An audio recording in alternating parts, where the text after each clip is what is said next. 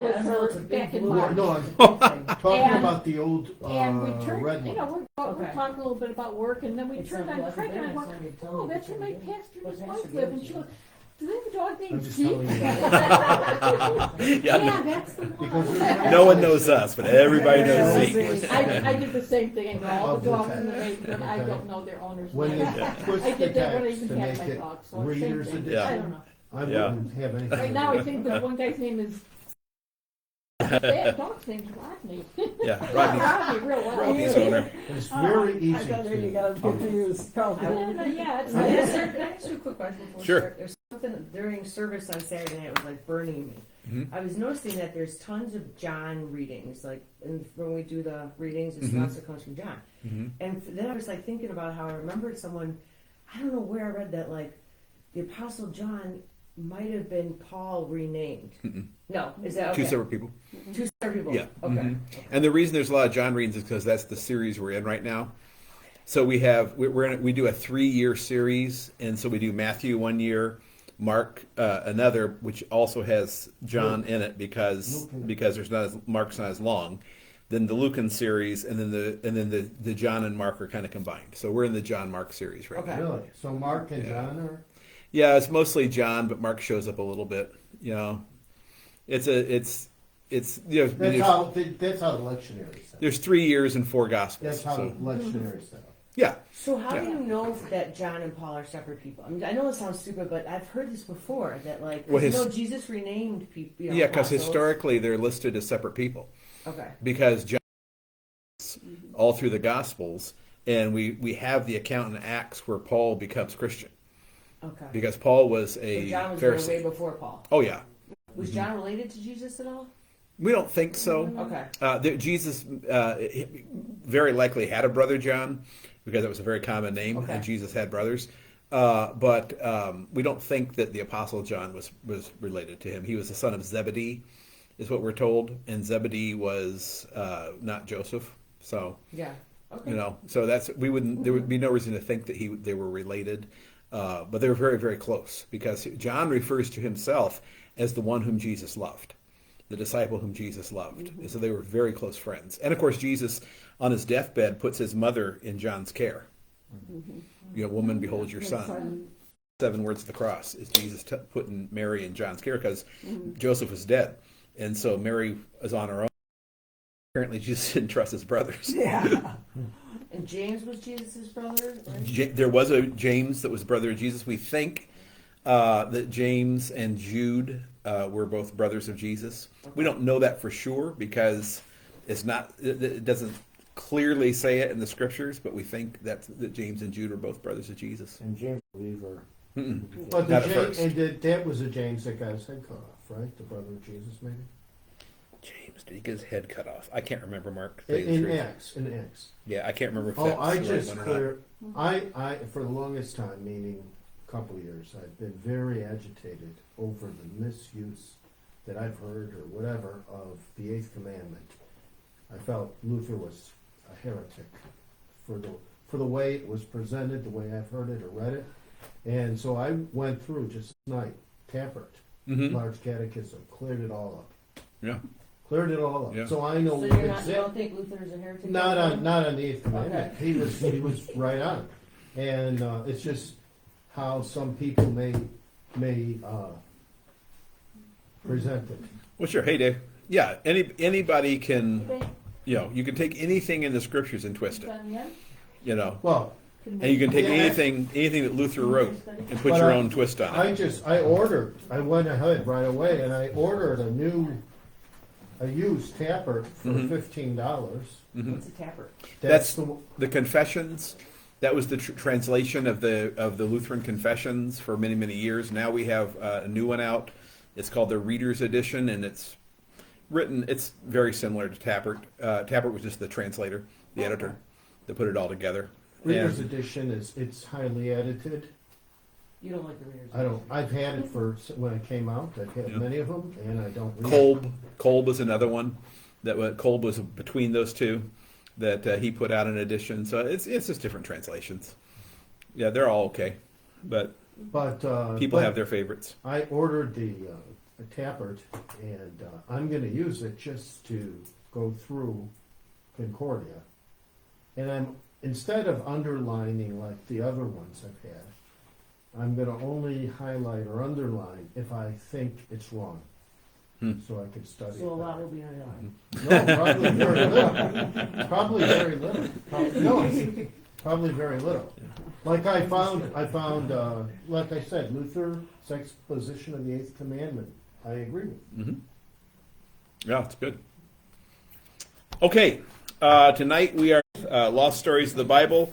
We'll turn to 2 Kings 6. 2 Kings 6.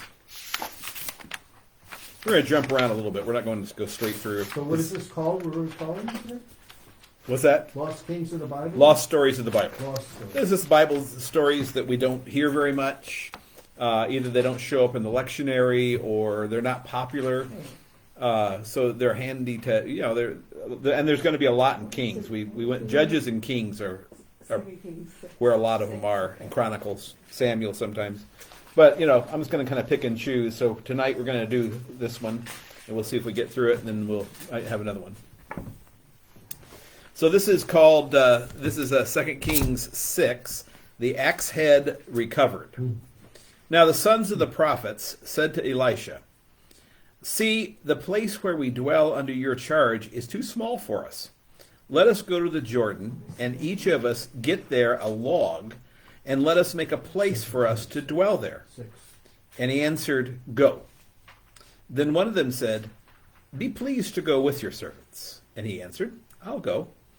So he went with them. And when they came to the Jordan, they cut down trees.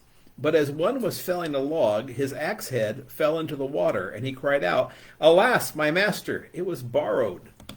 Then the man of God said, "Where did it fall?" When he showed him the place, he cut off a stick and threw it in there and made the iron float. And he said, "Take it up." So he reached out his hand and took it. And notice, based on what you said last week or the week before, or the week before that, it's iron. Mm-hmm. They're actually in the Iron Age at this point, in Really? ancient Israel, Mhm. which is amazing. Yeah. What year, I don't what know. year was I don't Iron know Age? the. I don't know the ages like Robinson, but it says 850 to 800 BC is what we're talking about here. Who was just talking about iron chariot? Yeah, that's what it said. That was That the last master. Last week. That Yeah. was last week? Was that last week? Yeah. Yeah, it was Iron like chariots, yeah. iron chariots. Yeah. So, let's see here. Let's see.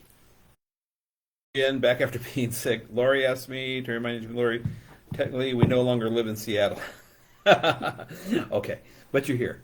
There are friends from ours that live in south of Seattle in a subdivision. Let's see. Okay. I think that's all we need there. So first thing, sons of the prophet. You'll see that show up oftentimes, sons of the prophet. And it's just the followers of Elisha. Those were called the sons of the prophet. It was a very common designation for whoever you followed, you were their son. So that's who that is. They're complaining about their lodgings being too small, which tells us that Elisha. Now remember, Elisha takes over from Elijah, right? Mm-hmm. So Elisha is growing quite a following, because whatever the sons of the prophets were living in, it's too small for them and their families, and so they're telling them that we need to build something better. The lost axe head. Why does that matter? Why can't they just go down to Ace Hardware and get another one? And this we live in such a throwaway society that we forget how dear things like that were to people, because you had to go to a blacksmith. It would take time. And the blacksmith, it took, I don't know how long it took to make an axe head. Well, either. But he also said it was borrowed, so it's someone else's, so that makes it a little more important if you lose it. Right, right. So he's borrowed this tool, and the axe head flies off and falls into the river and sinks. Okay? This is, and we're told, it's real clear that it's an iron axe head. And that Mark is correct there, that they want us to understand this is not just a piece of stone.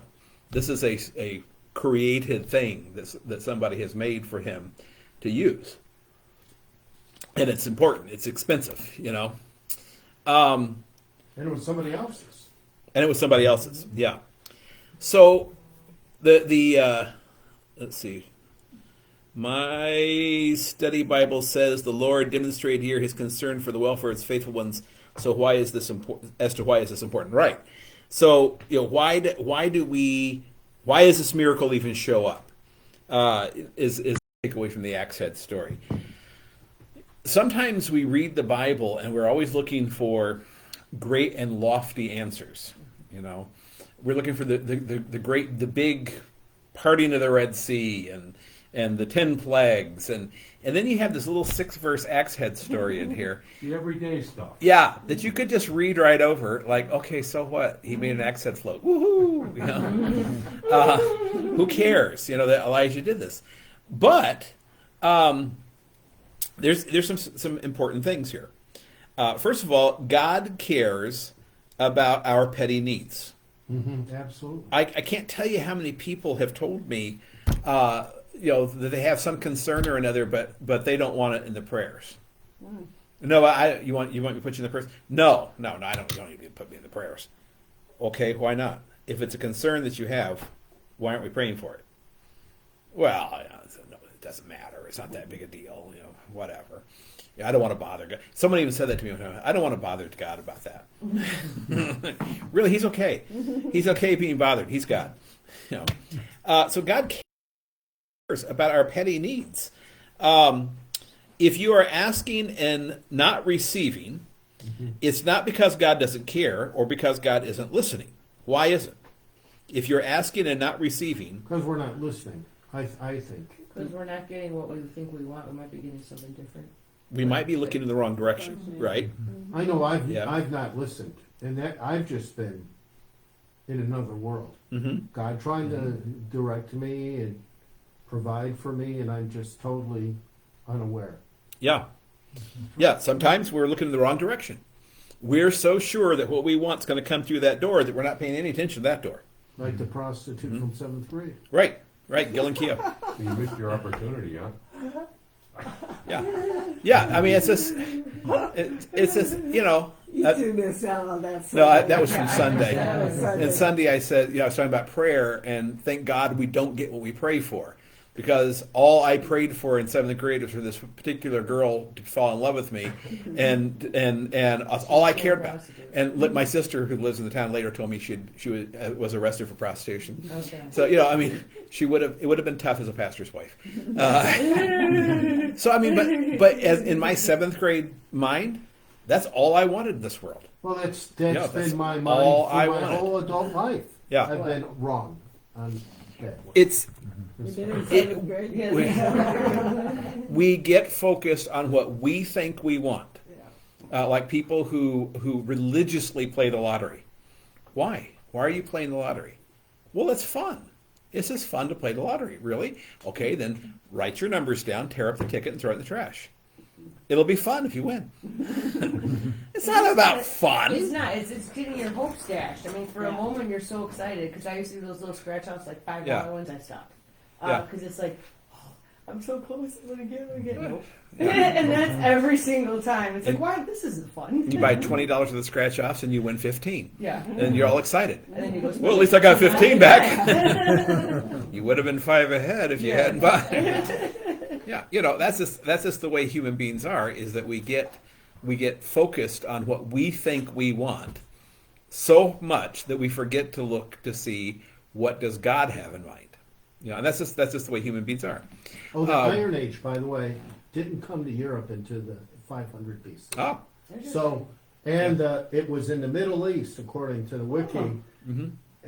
the 1100 to 1200 BC. Yeah. So Yeah. the Near East, Asia had it, Mm-hmm. and and we knew by 850 or 800 that Israel had it. It didn't even get to Europe until 500. How come? Why was that? Well, Why I did- just read the wiki. Oh, okay. That's just the way it progressed. Yeah. Well, like I what mean, you Iron have Age to- was iron. So The use of iron tools. So I mean, so they obviously further east did they have better access to? Yeah, it was more developed. Society was more developed the further east you went. Really? Mhm. Oh, yeah. Oh, I didn't know. that. Yeah, like writing came out of the Far East before it ever got to Europe. As far as we know, language what came out of the Far East before it got to the European countries. You know. Okay, and so Chinese are always ahead in technology. what's that? The Chinese are always ahead. That's right. Yeah, always have been from day one. Yeah. So another reason that we're asking and we're not getting is because it's not good for us. It doesn't matter what we think we know. Okay, We don't know. we don't know. Yeah, we don't know. We are like a toddler with a butcher knife, and God takes it out of our hands and says, "No, no, no, no, no, no." And we say, "Yes, yes, yes, yes, yes, yes." That's exactly what we want. We say, God says, "No, no, no, no, no." So if you don't have it, if you're not getting it, it's because God has said no. And sometimes He'll show you why, and sometimes He won't.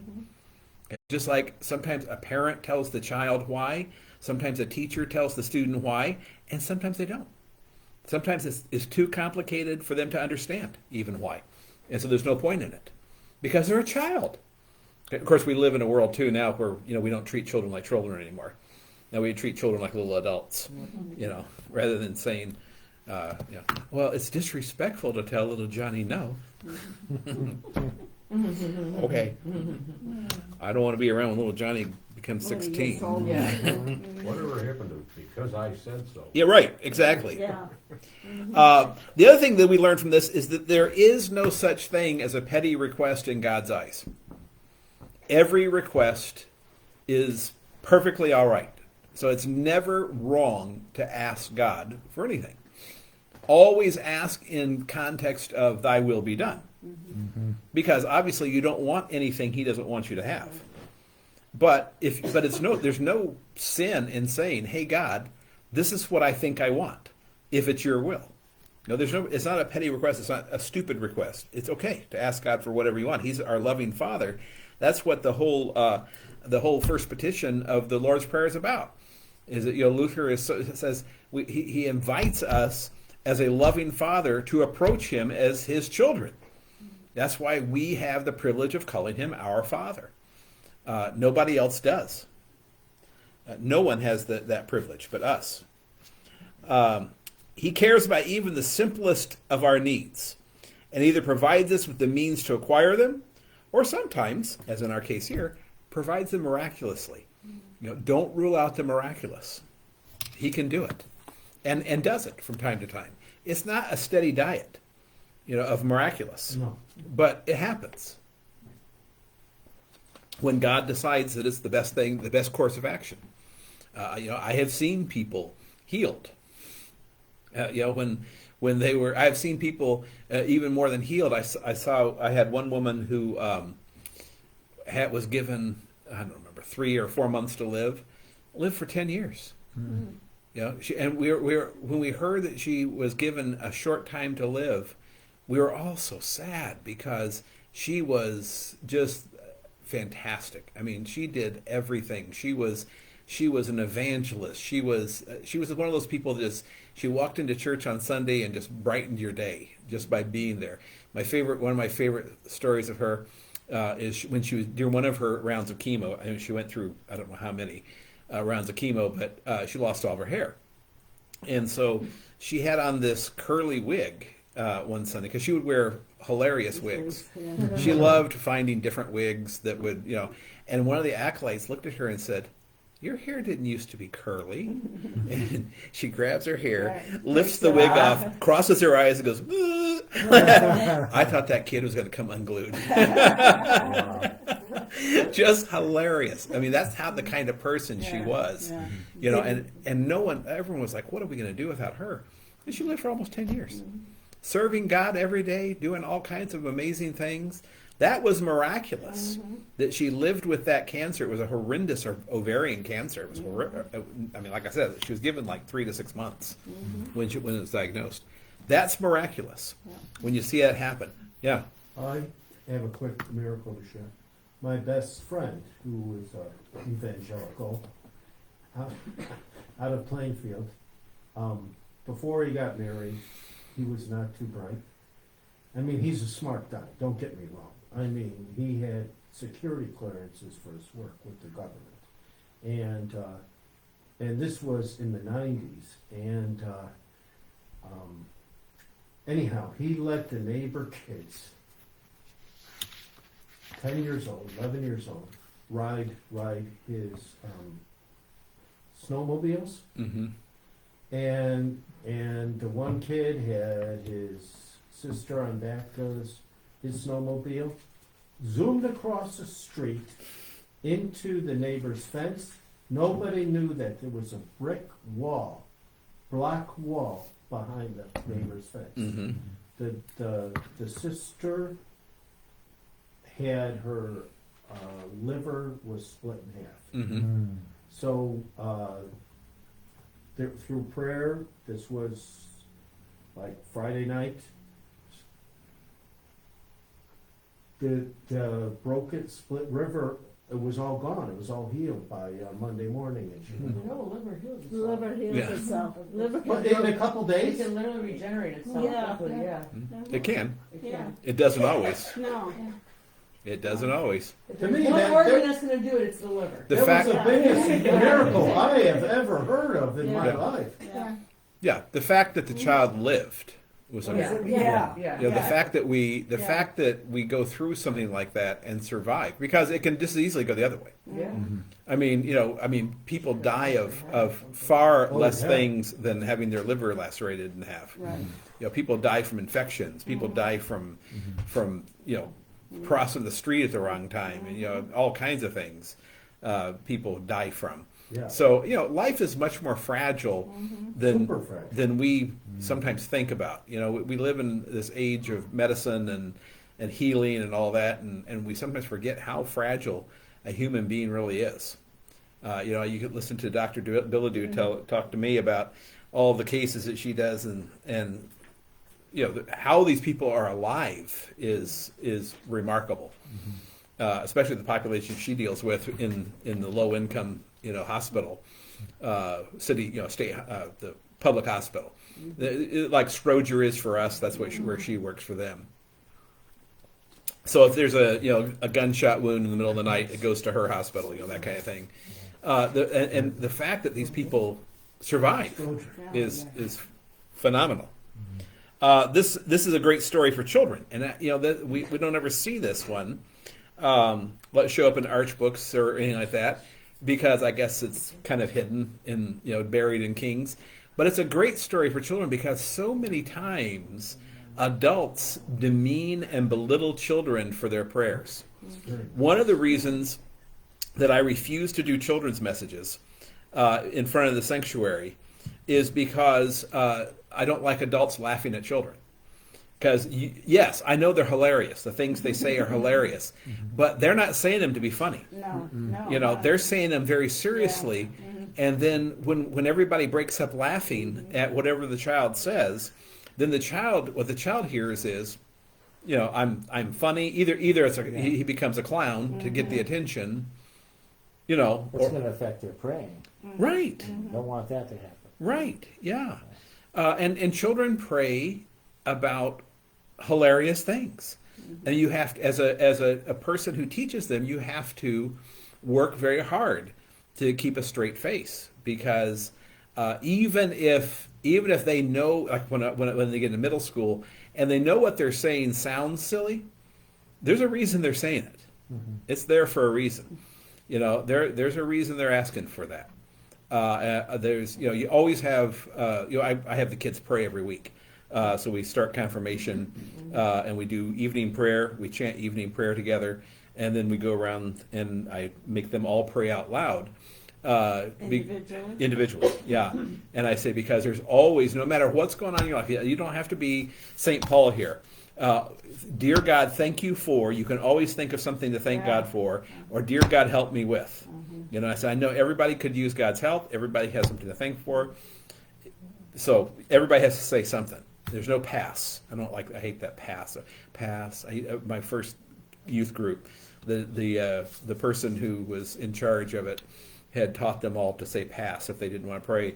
So what we got was, we got 2 or 3 of them who were drama queens who love to pray and pray and pray. It reminded me of the Pharisee that Jesus talks about, contorting his face and standing on the street corner and shouting prayers, and everybody else would say pass. Yeah. Well, you said so. You asked the youth group. They have to say what they need help with. In front of What I tell them everyone? is this is that each one of them has time for a prayer, okay, to offer an individual prayer. If they can't think of anything, because sometimes they freeze up, and so I'll say, "Dear God, help me with," "Dear God, thank you for." But do they have to say it out loud? Mhm. Because I would think like some of the things that I need the most help with, I would be embarrassed to say out loud. Yeah. Especially if I was a teenager, I'd be more. Do you ever think that? Like that maybe they're Then go with, "Dear God, thank you for." okay. And I mean, I don't care if it's like, "Thank you for the air that I breathed today. Thank you for lunch. Thank you," whatever. God provides everything. So, Yes. yeah. I can understand, you're a little bit older, but if you'd have been maybe groomed when you were younger. Right. You ever see maybe in a movie or something like that, you'll see a family sitting around at a big dinner, and before they eat, they'll all say a prayer, but they'll all chime in individually of what they're thankful for or what they want to pray for or something. If you had a family that was doing that, by the time they were teenagers, it would be like water off a duck's back. Right. You know what I mean? So, but yeah. But it's it's interesting, Val, that the number of kids that actually have requests, and "Dear God, help me with my math grade. Help me with this test that's coming up. Help me with my friend that I'm having trouble with." Or I will get prayer cards in the offering from the kids with very detailed prayer requests. Now, I don't pray like that. I just say the name and for health or for well-being or whatever, because I don't think anybody really wants the whole congregation to know what their medical condition is. But the kids are very intent on writing these prayers out. Little kids, like third and fourth, fifth grade, I get these prayer cards.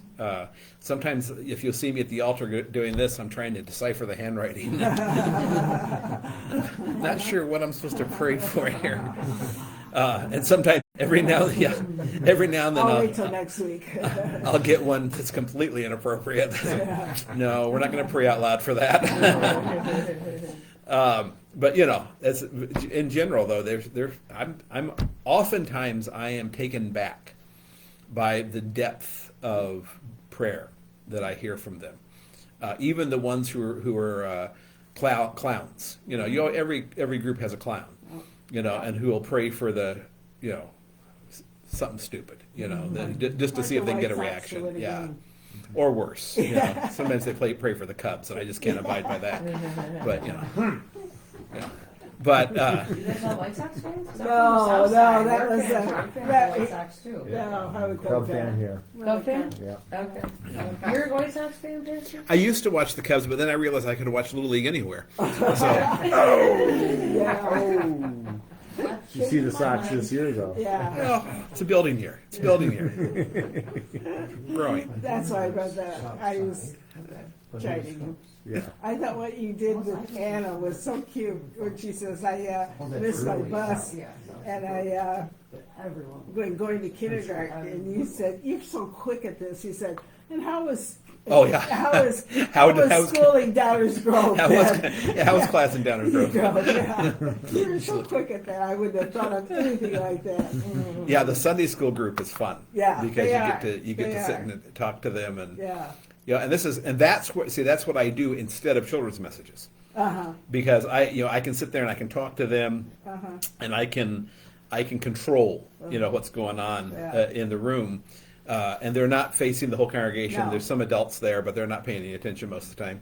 So I do Sunday school openings in lieu of children's messages, because that way it's just better for the children overall. Yeah. Let's see. Well, if you can their mind, They all it's want to talk. amazing. Yeah, they do. It's amazing what's on their mind. Yeah. Yeah. Well, we had a phenomenal group here on Sunday too. I mean, that was Yeah. just fantastic. They did the music at the 10:30 service, and Mary had them all playing Orff instruments, and she had them switching Orff instruments between verses. And the concentration on these kids, and this is probably age, I think the youngest might have been kindergarten, and the oldest was probably about fourth grade, and the concentration on their faces was just amazing. Just to, I mean, they were so serious about doing this and doing a good job. A little Riley Peacock Yeah. with her, she had the chimes, and watching her carefully stop the chimes when Mary cut them off. I mean, I was right in front there, they were right in front of me. And they were just amazing, just fantastic. And we had 12 or 13 kids. So it was, and they did a great job. You could hear everything they did. And some of them get a little bit carried away with the Orff instruments. They're not quite, they don't quite know the difference between, pianissimo and forte. Yet everything's forte or double forte. But that's okay. I'd rather have the excitement than not. Yeah. So, Look at that online. let's see. Just as most adults love hearing the viewpoint of children, even when they're misinformed or wrong, God loves hearing from us, even when we're completely off base. That's an important thing to remember Wow, in that's prayer. amazing. Is that God, even when we are completely off base, God loves to hear from us. Yeah, it's not, we don't have to wait until we have it right to approach God. If we do that, we'll never approach God. It's sort of like the person who says, "Well, I'm not in until I've forgiven everybody." Yeah, I think that Can't do that. withholding yourself from communion is horrible. Because Unless, I was taught wrong. yeah, by unless my mom. you are choosing to live a sinful, recalcitrant life. Right. No. Yeah. But I mean, Then it would be a good idea. she was just so overly looking Yeah. inwardly, Mhm, circumspective. Yeah, circumspective, you're right. that she wouldn't go to communion. And oh my gosh, if I swatted a fly, I can't go to communion today. It was that bad for me. Yeah, And I missed out on the power of God right. when I needed it the most. Yeah, yeah, and that is the story of a lot of people in their lives growing up. If they grew up in a real strict religious home, My mom was a Fuhrer. Yeah, The- She was. Yeah, the female Hitler. yeah, she was strict, and so yeah, so a lot of people who grew up that way because human beings. I always go back to Gerhard Ferde. He wrote that the fall into sin wasn't a fall down; it was a fall up. It was people trying to take over God's place.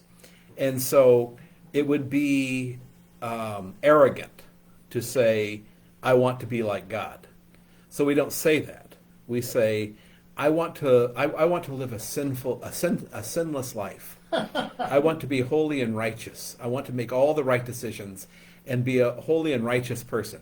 And it sounds really nice. But it's horrible. But what you're doing is you're saying, I want to be God. You're lying to yourself. Yeah. And it's horrible. And everybody because else. you can never be that good. So that life, that line of thought That's the crazy. leads you into one of two places. Self-righteousness, where you really do believe you are a magnificent person, or despair, where you just give up and you just say, I can't do this, so I might as well not try. That's where it leads every time. Life under the law is what we would call it. And when you live your life under the law, you always end up either Life under the self-righteous or sun, despair. like Ecclesiastes, written by Solomon. Like what? When it talks about anything Huh? under the sun is it's Yeah. like life of the Meaningless. law. Yeah. Meaningless. Yeah, vanity upon vanities. Yeah. Yeah. I always liked it when the guy said that anytime you wanted to be like righteous and sinless, or you think you are, well, then all of a sudden pride and ego kicks in and you're screwed again. Yeah. Yeah, that's the way it works. That's the way it works. That's why, and that's what what St. Paul means when he says, in my weakness, God showed his strength. The very fact that I can't do this is how God shows his strength. Which is also why we have to be very cautious about judging other people. Because another person who is weak in some area may be God showing strength to us. And God may be using that person. So you have to be very cautious about helping people, but not judging people. Okay? Telling people, hey, it looks like you're headed towards a cliff here. I'm not sure what you're doing or what you're thinking, but here's what I see. And if that's where you're headed, then that's the wrong direction. As opposed to saying, depart, vile sinner. You're not following the law. Be gone. And what Paul said, the Jews who followed, they don't even keep the law, Yeah. you know? Well, you can't. Yeah, Right? I was explaining to someone else the other day, like, I don't do anything bad. I'm like, well, you're married, have you had a sexual thought towards another person? You know, yes. And everyone has. Like, it's not just deed, and it's, thoughts. Thoughts. I mean, like, you can't say you've never had, come on. They're like, Yeah. oh, okay. Right. And some people really think they can get into heaven by That's why I always what tell their works. It's people if amazing. they think they haven't broken the 10 Commandments, invite me over. I'll help you. I'll help you find out where you have, because we'll find it. 'Cause- And some, I mean, I know my beating, you said it, you like to, through your pinata, you just like to beat. My beating, my whipping boy. whipping boy Yeah. is the evangelicals. Yeah. Because in my experience and my friends, Mhm. they take the law and they use it in like Luther would say, in a Jewish manner. And in a sense that they are finding their righteousness in the law. Right. And then they're imposing that. The law is, like we know, to show us that we're sinners, not to make us more righteous. Yeah. Right. Yeah. It's That's what I horrible. told Right. the Jews. Like, I was talking to this one Orthodox guy once, and he was telling me that, about they keep the Sabbath, they don't turn on any electricity. I mean, totally. I mean, he was telling me all about it, but it was to prove their righteousness, to make them Right. righteous. Right. Totally different. That's good. Well, yeah, I mean, I watch a lot of Jewish stuff on YouTube, rabbis and stuff, and I have some cousins who had gotten into this horrible cult of Judaism, and the one who was 20 years divorced from that family and out of it, she said that they were the most and she's a great Catholic today, but that it makes them mean Mm-hmm. all these things that they have to do, because it's not just the 613 laws. I've gone through the 613 laws. I love them. I think they're great, because they're the Word of God. They're all scriptural. They're Torah, but it's the commentary of the rabbis on the law that twists everything and strains The that question neck. you have to ask about the law, any law, is what is the goal of the law? Okay? The goal of the law is to cut. It always cuts. If the law makes you feel good, you're not doing it right. Okay? So, like, for instance, one of the laws in a kosher home is no use of electricity on the Sabbath. Okay? But what you do now is you put rheostats on all of your lights, and you can turn. And so on Friday before sundown, you turn the rheostat on. You can turn it up. You just can't turn it off and on. Yeah. See, it's a oven. You want to cook on the Sabbath. You can cook on the Sabbath. You can't turn the oven on. So Friday night before sundown, you have to turn the oven on so it's ready. I know this because my church in Seattle was a half a block from the synagogue, and the synagogue used to hire our youth group to come down to the synagogue on Friday nights before sundown and turn the ovens on, turn all the rheostats on in the synagogue, so they could have their big fellowship meal and all, but not break any laws. Now that's silliness, because the law's not cutting. If you're really using the law as it should be used, then you go hungry on the Sabbath. If that's what you believe. Then you go hungry and you sit in the dark on the Sabbath. Or something. Okay, my dad is a jerk. Okay, he's a real asshole, but he used to say this all the time. So take it with a grain of salt. Well, Catholics stab you in the back, and Jews stab you in the front. And I actually had an experience when I was at University of Michigan where Jewish students copied off me and we got in trouble. And when I was leaving this classroom, the Jewish guy was running after me. I'm sorry. I turn around and I go, you proved a racist man right today. I'm like, 'cause I let you borrow my notes, and I let you, so now I know exactly what my dad meant by Jews stab you in the front. Dave? Yeah, I was gonna say, when you think about these laws and everything and doing good deeds and whatnot, try incorporating something in your lifestyle. Try to do at least one good deed a day, something of some substance, and tell nobody about it. Don't let anybody know you did it. Yeah. That's hard to do. Well, that's what Jesus says, right? That your right hand should do something without your left hand knowing. Yeah. Yeah, that's you intentionally do good works to the glory of God and no one else. But it's mostly unintentional. Well, it can be. Yeah, at the judgment, the righteous will be saying, when did I do Yeah, these when did I do things?" that? Because it's the Holy Spirit that is in the Christians, leading you, even unconsciously, to do good works. Okay, turn to 2 Kings chapter 2, beginning at verse 23.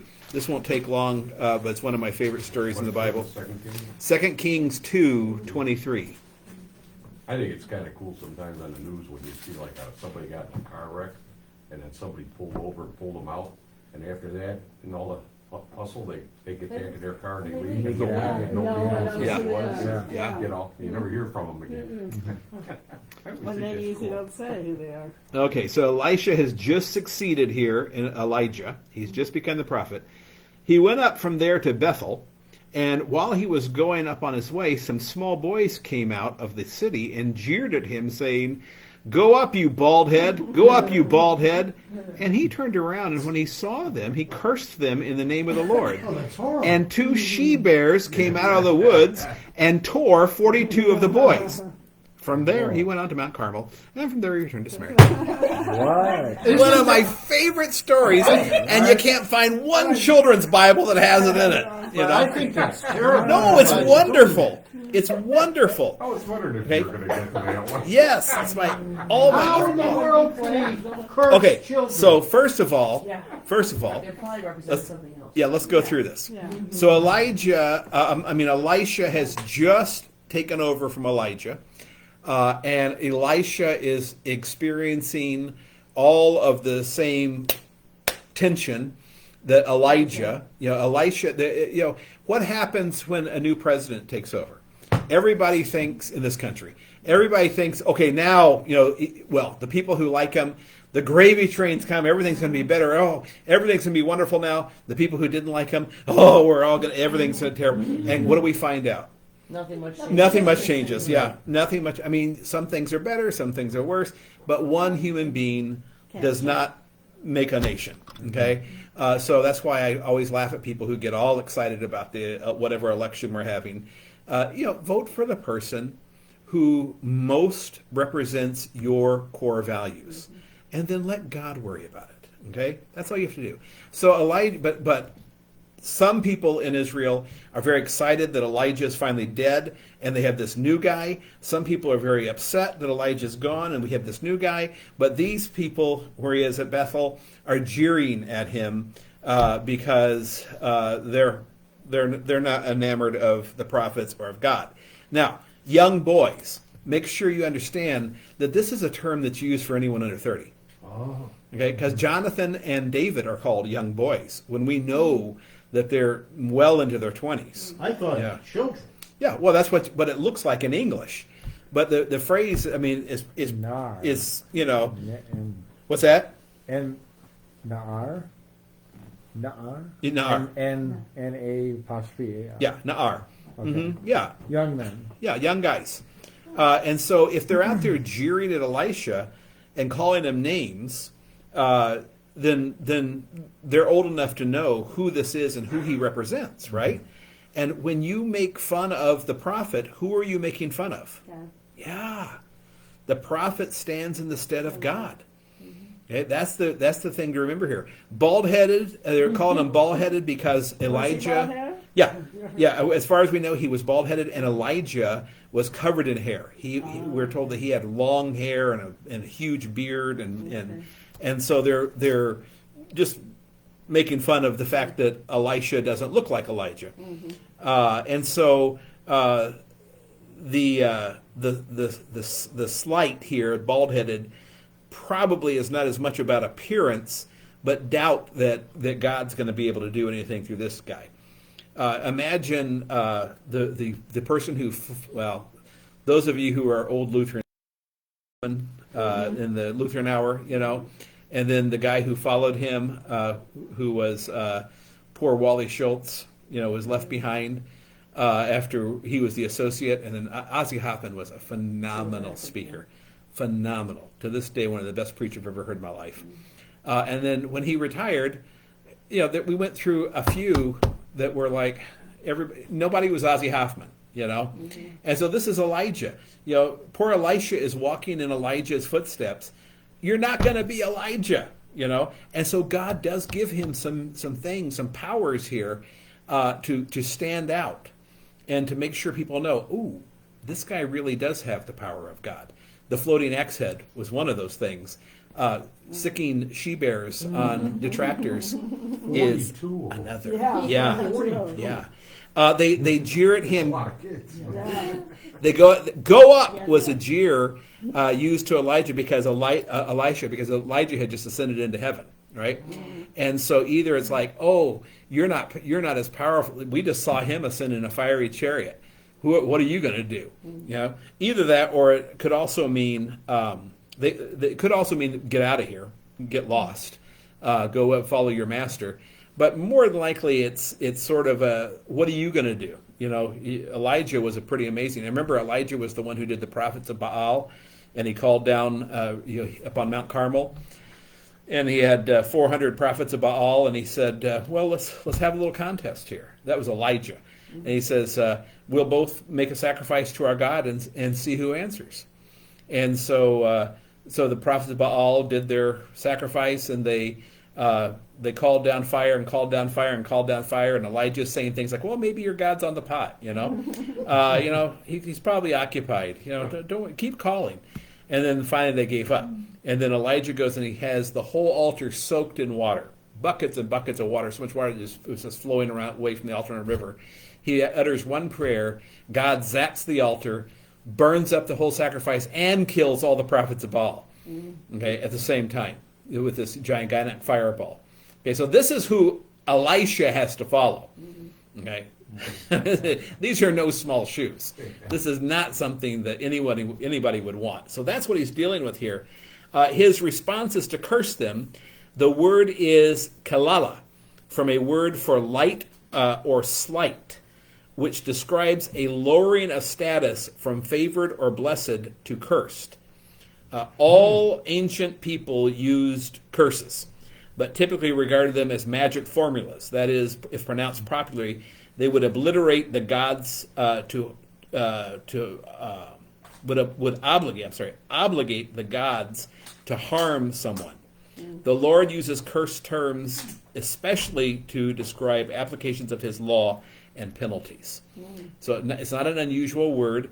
It can, and in this particular case, the word kalala literally means to lower, to take them down a peg. Okay, so when he curses them, he says, and for everybody else to hear, you don't want to mess with me. Okay, this is not appropriate behavior towards the prophet of God. Okay? And then the she-bears come out of the woods and eat them. So, Is the fact that they say she bears instead of he bears? I mean, why do you think that? Oh, because they're implies meaner anything? if it's the mom bear. yeah, just Oh my because God. female bears are much more Okay. aggressive. Yeah. Yeah, male bears, all they want is sex and food. Yeah. Yeah, female bears will just rip you apart for no particular reason. And really, truly, you know, growing up in the Northwest, we were taught all about bears from the time we were little. Because you know, back in those days we had grizzlies that still came down. I don't know if they have grizzlies out of the mountains anymore. Oh, I'm sure they do. Well, their population's pretty Well, depleted. in the 70s they were. Yeah. rough. Oh yeah. 60s and 70s. You had grizzlies in the lower mountains. I just was watching something the other day, even with lions, you see the big male lion, you know, it's so intimidating, but actually the females. They do the hunting. Yeah. I have a great meme of a huge fat male lion, a cartoon of it, just obese, and he's looking at Noah's Ark, and he says, "That was a terrible cruise, but buffet was wonderful."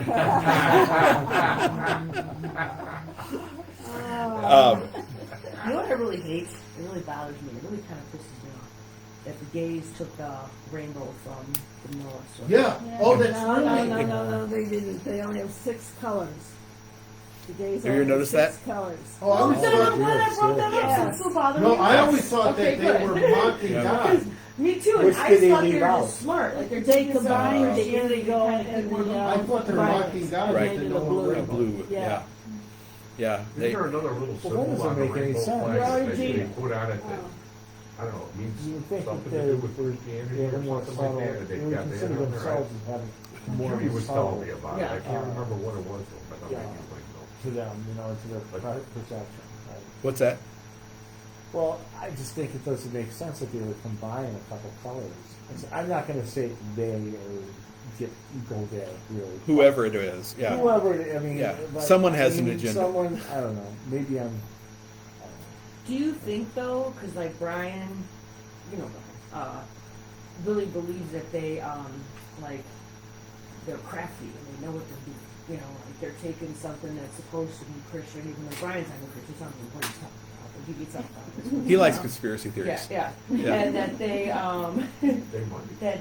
that they're smart and they took it from Christianity because it's their I don't know way to bring more people in or something. Here's I my don't know. bottom line. Okay. What do you Satan is evil. He's also extremely smart. So I never discount anything that Satan does think? Okay. because I think he always has an agenda. I don't fear it, but at the same time, I don't discount it. So, do I believe that the rainbow flag is just a happy coincidence? No. Okay. Good. I think it is an intentional use of a Christian symbol. Yes. Yes, Yes. yes. Yes. That's what I Brian will be always so thought. happy It to is hear their that they biggest can enemy, you know. What's that? Yeah. Christianity would be their biggest Oh, enemy. yeah. That- yes. If you look in the Bible. Yeah. That's what I And it's thought too. the interesting thing about the colors is how many colors are in a regular rainbow? 7. Roy G. Biv. I have no- How many colors are in their rainbow? 6. 6 is one less than 7. And it's Yeah. a number of And Satan. they're Yeah. perverting. Oh, Brian's gonna love that one too, Yeah. Pastor. They're perverting it Right. to the perfection. That's like what we say together. The perfection of 7. Right. We have 7 days, Yeah. right? We have 7 notes in the musical scale. Yep. We have 7 vertebrae in our cervical spine. 7 It's the number of heavenly perfection. Yeah. 4 plus 3. Yeah. The 3 Father, Son, Holy Spirit, 4 corners of the world. Yeah, The God and the world combined. yeah. Yeah, that's 7 shows up all through the scriptures. 7 over and over and over again. So, bottom line about the bears eating the children, which is a wonderful story. I tell it to all preschoolers. That anytime I get an attitude from preschoolers, let me tell you a story. So, we don't like it. We don't like it when God executes judgment, especially when it's on us. But anytime. People get really upset if God executes judgment as though they have some kind of ability to judge God. If God does it, it's right. Okay? I don't care what you think, feel, whatever. It doesn't matter to me. Because if God does it, it's right. It's just like when people say, well, what if I get to heaven and I find out Uncle Joe's not there? You won't care. Because you won't be clouded by sinful judgment. Your sin will be gone. You'll see everything in perfectness and holiness. And you'll say, oh, yeah, I understand exactly why Uncle Joe's not here. Because Uncle Joe didn't have a relationship with Christ. That's what gets you into heaven. A relationship with Christ. Not how many sins you committed. Not how many sins you didn't commit. Only a relationship with Christ. I just talked to a person today who was still under the impression, and this person's been Lutheran for 80 years, and still in the impression that Lutherans believe that if you commit suicide, you go to hell. And I said, we have not believed that. We have not professed that for 50 years. Oh, but we And- had that and- 50 years ago? Oh yeah, oh yeah. One time it was taught in Lutheran in Missouri Synod circles that if you committed suicide, you went to hell. That was in fact it was a big point in I can't remember, it was somewhere in the 50s in one of the synodical conventions. It took up a long time of discussion. The point is that anytime you say that there's some sin that condemns you to hell other than blaspheming the Holy Spirit, which means rejecting God. Obviously you can't have God and reject God at the same time. So, but other than that, any sin cannot separate you from the love of God. Otherwise, the love that Jesus did nothing on the cross. Okay, it's either all or nothing. You can't have it conveniently for you for the sins you don't commit. So I'm not going to kill myself, so therefore I can condemn other people who do. Sorry, it didn't work that way. Catholics still believe that? Technically, find me a Catholic that really believes it, and I will be surprised. But technically, the Roman Church teaches technically that suicide is the unforgivable sin, is an unforgivable sin. Yeah, because in their system, you have to work off certain sins, right? And if you commit suicide, not only do you have all those sins that you didn't work off, now you've added a whole bunch more, and they would contend that you've rejected Christ by committing suicide because you didn't believe Christ would take care of you. I know enough people who struggle with mental illness to know that that's not necessarily true. That is not, the two are not the same. Rejecting Christ and committing suicide. Sometimes the pain is just too much, and people are weak, and it's a weakness. Just like anything else that we do out of weakness. Unfortunately, it's a terminal solution to a temporary problem. It's sad. It hurts people. It destroys families. It destroys lives. Far more. It's a very selfish thing because it's easier for the person who does it. It's easy. Yeah, but the destruction he lives in his path is horrendous. We want everyone to win. We want God to bounce everybody on his knee and say they're there, everything's fine. You'll be fine. We don't ever want to see people get punished for their sins. But God is clear when he says that a father disciplines his children. The father who doesn't discipline his children doesn't love his children. Yeah, I read that So- as a young man. So And I these- thought, oh, my God hates me. My dad hates me. So these 42 little kids, boys, young men, whatever, what happened to them? We have no basis to believe they weren't taken into heaven. Yeah. As far as we know, they had a relationship with God for whatever it was in those days. Obviously, there was no Jesus yet. The people of God lived looking forward to a Messiah who would come. We live looking forward to a Messiah who came, but same thing, faith in a Messiah. So did those 42 boys go to heaven? I have no reason to believe they didn't. Okay, and the community was taught, don't make fun of God's prophets. Okay, don't do that. This But is the false prophets like Edgar Casey or like Kenneth Copeland, I think he's a false prophet. I just don't want to be around you if there's any bears. Were they making fun or were they poking fun? They were they were taunting. Taunting, yeah. They were taunting. Yeah. Yeah, they were taunting God's prophet, saying, "Yeah, it wasn't a In fun teasing kind of Yeah. thing." Yeah, Yeah. no. They were clearly taunting God's prophet Yeah, and saying, yeah. "You're not as good as Elijah. Yeah. If you're so good, be like him." Yeah. Yeah, right. It says too there that he cursed them Mhm. in the name of the Lord. It Right. doesn't necessarily say that he made the decision on what the Lord was No. going to do about it. No. Didn't. So that might not necessarily have been his, No, his like fault most things, that it's the probably bears not. came out. Yeah, It's not like he commanded Yeah. the bears Yeah, to go out there. no, but God did. God did. God did, yeah. Yeah, because God is far more creative than we are. So want to taunt my prophets? This is what happens. Want to chase my people across the continent and into the Red Sea? This is what's going to happen. Thousands of Egyptians drown. So he doesn't mess Did around. they ever find any of the Egyptians' bodies in the Red Sea, like bones or anything? I don't know. You'd I've have heard to. that they did. Yeah. Really?